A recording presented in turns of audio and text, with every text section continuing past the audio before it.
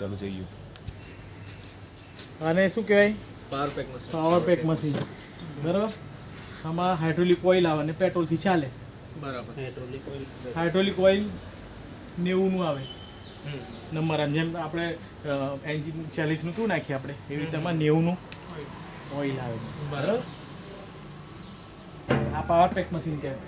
ત્યાર પછી નેક્સ્ટ આવે સ્ટેજ આ તમારે હાઈ પ્રેશર હોસ કહેવાય. Hydraulic hydraulic horse.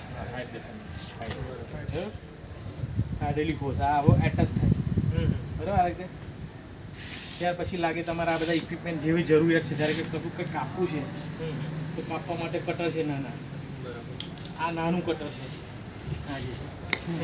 આની સ્પેશિયાલિટી એ છે કે ડ્રાઈવર ચલાવતો હોય ગાડી અને એક્સિડન્ટ થાય તો એના પગ જનરલી છે ને એક્સિલેટરના પાસે ફસાઈ ગયેલા હોય છે. ત્યાં પેલું એક્સિલેટર વળી જાય ને ચીપ આમ થઈ જાય તો ત્યાં જગ્યા આ મોટા બધા જાય એની અંદર. તો આ મસ્ત આસાનીથી અંદર જાય અને એને એ ચપલા કાપી નાખે. નીચે રોડ આવે, આપણે એક્સિલેટરનો રોડ હોય ને ત્યાં નીચે આમ રોડ આવે, એ રોડને કાપી નાખો એટલે એનો પહેલાંનો માણસનો પગ ફસાયેલો હોય જનરલી ત્યાં જ ફસેલા બે પગે. આ તો બધું ફસેલું જ હોય પણ વધારે આ ફસેલું ત્યાં હોય એને પહેલાં કાપવાનું, એના પગ ફ્રી થઈ જાય. પછી ઉપરનું આવે એ રીતે. પછી જે રીતે ઉપરનું હોય તો પછી એના માટે તમારે મોટા લેવાના છે. જગ્યા હોય ત્યાં આ બધા કાપાય. બરાબર. આનો ત્યાર પછી આવે ધારો કે તમારે કંઈક એવું મોડું કંઈક વસ્તુ કરવી છે તો એના માટે આ સ્પ્રેડર આવે. બરાબર. આ સ્પ્રેડર રાઈટ. સ્પ્રેડરના મશીન કટર બી આવે ને? સ્પેડર વિથ કટર હશે ને એટલું સ્પેડર. સ્પ્રેડર વિથ કટર છે. બરાબર. કટિંગ બી થાય ને સ્પ્રેડર બી થાય. બરાબર. ત્યાર પછી આવે ટેલિસ્કોપિક રેમ આવે.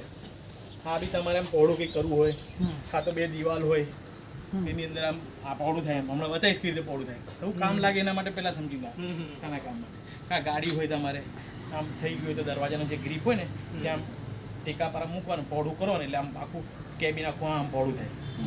કેબિન આમાં આટલું આવું કેબિન હોય ને તો અથડાય તો તારે આ રોડ આમ આવી જાય અને વચ્ચે રીતે લાગ મૂકીને પછી એને ધીરે ધીરે આમ પહોળું કરો. કેઝ્યુઅલિટી જ્યારે આ મશીન કોઈ દિવસ ચાલે નહીં, સપોઝ પેટ્રોલ ખલાસ થઈ ગયું કે ટેકનિકલી ખરાબ થઈ ગઈ તો આ મેન્યુઅલી હાઇડ્રોલિક હેન્ડપંપ મેન્યુઅલી એટલે માણસથી ચાલતો. માણસ જેવો કામ કરશે એવું ઓપરેટ કરશે. સમજે? આ વસ્તુ બગડી ગઈ ના ચાલે કાં તો ક્યાંક સ્પાર્ક થવાની સંભાવનાઓ છે કાં એવી જગ્યાએ દૂર ઉપર ચડી ગયા ત્યાં મશીન ના મુકાય તો આ વસ્તુ લઈ જઈને ત્યાં એક માણસ પંપ મારે ને એક માણસ કામ કરે. હવે આપણે ચાલુ કરીશું પાવર પેક મશીન. બરાબર. કેવી રીતે બધા એટેચમેન્ટ થાય છે પહેલાં નાનામાં એટેચ કરતો પહેલાં